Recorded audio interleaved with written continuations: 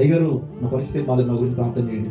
ఏమైందమ్మా, దేని గురించి ప్రార్థన చేయాలి అని అడిగితే ఆ వ్యక్తి చెప్తుంది, అయ్యగారు నేను ఇదివరకు ఒక పురుషుడిని ప్రేమించాను, అతన్ని సర్వస్వం అనుకున్నాను, అతన్ని పెళ్లి చేసుకోవాలనుకున్నాను, కానీ అతను ఇప్పుడు చివరాఖరికి ఫోన్ ఎత్తడం మానేశాడు, ఎక్కడికి వెళ్ళిపోయాడో తెలియట్లేదు, నా గురించి ప్రార్థన చేయండి. సరేలేనమ్మా, పోతే పోయాడు ఎదవా, పోతే పోయాడు కదా, ఇక మర్చిపో, ఆ వ్యక్తిని ఇక మర్చిపో, తల్లిదండ్రులు చూసిన పెళ్లి చేసుకో చక్కగా అని ఈ పాస్టర్ గారు చెప్తే ఆ సహోదరి అంటుంది, ఏం మర్చిపోయింది పాస్టర్ గారు, అతనే సర్వస్వం అనుకుని అతను అడిగిందల్లా ఇచ్చేశాను, డబ్బులు ఇచ్చేశాను, అన్నీ ఇచ్చేశాను, ఆఖరికి నా శరీరాన్ని కూడా ఇచ్చేశాను, తీరని లోటు నాకు గర్భం ద్వారా వాడిచ్చాడు, నాకు ఏం చేయాలో అర్థం కావట్లా. ఇప్పుడు నేను 4 నెలల గర్భవతిని.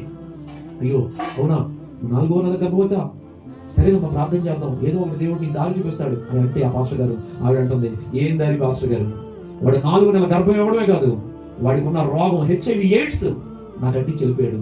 ఇప్పుడు నా కుటుంబం మధ్య నవ్వులు పాలవ్వాలో, తల ఎత్తుకోవాలో, ఏం చేయాలో, లేదంటే ఒక ఫ్యాన్కి ఊరేసుకుని చావాలో ఏం అర్థం కావట్లేదు పాస్టర్ గారు. నా జీవితం నాశనం అయిపోయింది. ఆ అమ్మాయి జీవితం ఎందుకు నాశనం అయిపోయింది? ఎవరో బాగున్నాడని, ఈ వ్యక్తి నన్ను బాగా ప్రేమించేస్తాడని, ఈ వ్యక్తి దగ్గర నాకు బాగా ఓదార్పు దొరికిందని, ఈ వ్యక్తి చాలా మంచోడని నువ్వు అనుకొని సర్వాన్ని, తన శరీరాన్ని కూడా ఆ పురుషుడికి ఇచ్చేసింది. ఇప్పుడు ఆ పురుషుడు ఎక్కడికి వెళ్ళిపోయాడో తెలియదు, కానీ ఈ వ్యక్తికి, ఈ స్త్రీకి మిగిలింది రోగం, అవమానం, నాశనం. అవసరమా ఈ లోక ప్రేమలు? అవసరమా? ఈనాటి యవ్వనస్తులు చాలా జాగ్రత్తగా వినండి. ఈ మైకి యంత్రం ద్వారా ఎవరైతే వింటున్నారో నాకు తెలియదు, కానీ నువ్వు ఎవరినైనా ప్రేమించాలని నువ్వు అనుకుంటున్నావా? ఏ పురుషుడినైనా నువ్వు కమిట్మెంట్ తో ఉన్నావా? ఏ స్త్రీతోనైనా నువ్వు కమిట్మెంట్ తో ఉన్నావా?